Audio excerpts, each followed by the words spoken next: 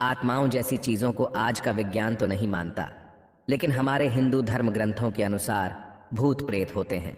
भूत प्रेतों के बारे में स्वयं गरुड़ पुराण के प्रेत कल्प में विस्तार से बताया गया है। इस अध्याय में राजा बभ्रुवाहन और एक प्रेत की कथा का वर्णन है। दोस्तों, गरुड़ पुराण की इस कथा के माध्यम से इस वीडियो में आप आगे जानेंगे कि आखिर व्यक्ति मरने के बाद प्रेत बनता क्यों है, भूत प्रेत क्या खाते हैं, कहाँ रहते हैं और भूत प्रेतों को इस योनि से मुक्ति कैसे मिलती है। नमस्कार दोस्तों, स्वागत है आपका। दोस्तों, जिस तरह से हमारी यह दुनिया है, ठीक उसी तरह भूत प्रेतों की भी अपनी दुनिया होती है। उस दुनिया में केवल भूत प्रेत ही रहते हैं। हालांकि हर व्यक्ति इस बात को नहीं मानता, लेकिन जो लोग भूतों को देख लेते हैं या महसूस कर लेते हैं, उन्हें इनके होने पर यकीन हो जाता है। गरुड़ पुराण के अनुसार भूत प्रेत वही लोग बनते हैं जिनकी कोई आखिरी इच्छा अधूरी रह जाती है या जिन लोगों का अंतिम संस्कार विधि सम्मत नहीं किया जाता। ऐसे मनुष्यों की आत्मा को शांति नहीं मिलती और ऐसे ही मनुष्य मरने के बाद प्रेत योनि में अनंत काल तक भटकते रहते हैं।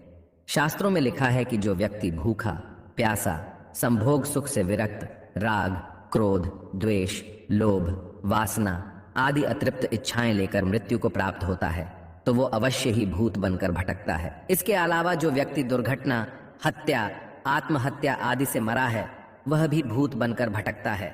ऐसे व्यक्तियों की आत्माओं को तृप्त करने के लिए जो लोग अपने स्वजनों और पितरों का श्राद्ध और तर्पण नहीं करते, वे उन्हीं आत्माओं द्वारा परेशान किए जाते हैं। दोस्तों, भूतों को खाने की इच्छा अधिक होती है और उन्हें प्यास भी अधिक लगती है, लेकिन तृप्ति कभी भी नहीं मिल पाती। भूत प्रेत क्या खाते हैं, इसे जानने से पहले आइए जानते हैं कि वह कहाँ रहते हैं और क्या करते हैं। भूत प्रेत बहुत दुखी और चिड़चिड़े होते हैं और कई प्रेत हर समय इस बात की खोज करते रहते हैं कि उन्हें मुक्ति देने वाला कोई मिल जाए। ये कभी अपवित्र घर में तो कभी जंगल में भटकते रहते हैं। ज्यादा शोर, उजाला और मंत्र उच्चारण से यह दूर भागते हैं।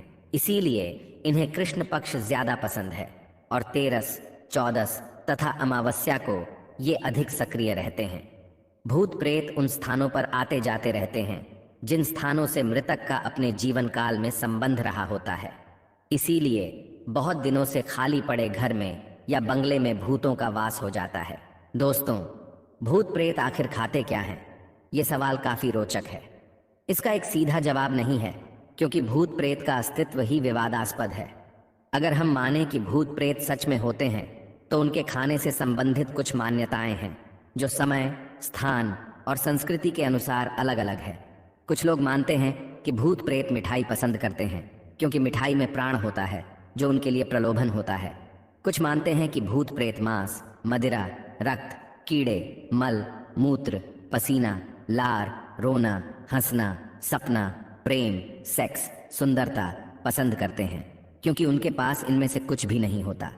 जबकि कुछ मानते हैं कि भूत प्रेत कुछ भी नहीं खाते, क्योंकि उनके पास शरीर नहीं होता और वे केवल मानसिक संतुष्टि के लिए खाने की चाहत रखते हैं, लेकिन ये मानसिक संतुष्टि उन्हें कभी नहीं मिलती। लेकिन अगर गरुड़ पुराण की बात करें तो इसका सटीक उत्तर अध्याय 7 के प्रेत कल्प में मिलता है, जिसमें एक प्रेत ने एक राजा को भूत प्रेत क्या क्या खाते पीते हैं इसका वर्णन किया है। तो दोस्तों, अब आइए गरुड़ पुराण में लिखित त्रेता युग की उस कथा को जानते हैं, जिसमें एक प्रेत ने एक राजा को प्रेत योनि से जुड़े आश्चर्यजनक तथ्य बताए हैं, जिसे जानने के बाद आपको भी अपने प्रश्नों के सारे उत्तर मिल जाएंगे। दोस्तों, एक बार पक्षीराज गरुड़ ने भगवान विष्णु से पूछा कि हे प्रभु, किन कर्मों के कारण मनुष्य मृत्यु के बाद प्रेत योनि को प्राप्त होता है? प्रेत योनि में उसे क्या क्या कष्ट मिलते हैं और प्रेत योनि में वह क्या खाता पीता है? कृपया कर विस्तार से बताएं। इसके उत्तर में भगवान विष्णु ने गरुड़ से कहा, हे पक्षीराज, तुम्हारे प्रश्न के उत्तर में मैं तुम्हें त्रेतायुग के महाबलशाली और धर्मपरायण राजा बभ्रुवाहन के विषय में बताता हूँ। राजा बभ्रुवाहन धर्म कर्म में विश्वास रखने वाला प्रजापालक राजा था। एक बार वह शिकार पर गया और शिकार करते करते घनघोर वन में वह भटक गया। बहुत भटकने के बाद जंगल के बीच में उसे एक तालाब दिखाई दिया। राजा थकान और भूख प्यास से बहुत व्याकुल था। उसने जलाशय में पानी पीकर स्नान किया और एक पेड़ के नीचे आराम करने लगा। तभी एक भयानक प्रेत उसके सामने आया और बड़ी विनम्रता से कहा, हे धार्मिक व्यक्ति, आप कौन हैं? आपके संपर्क में आने से मेरा प्रेत भाव छूट गया है। तब राजा ने उस प्रेत से पूछा, तुम कौन हो और किन कर्मों के कारण तुम्हें ये प्रेतत्व प्राप्त हुआ है? और यहाँ इतने डरावने घनघोर वन में क्यों हो, तथा किस विधि से तुम्हें इस योनि से मुक्ति प्राप्त होगी?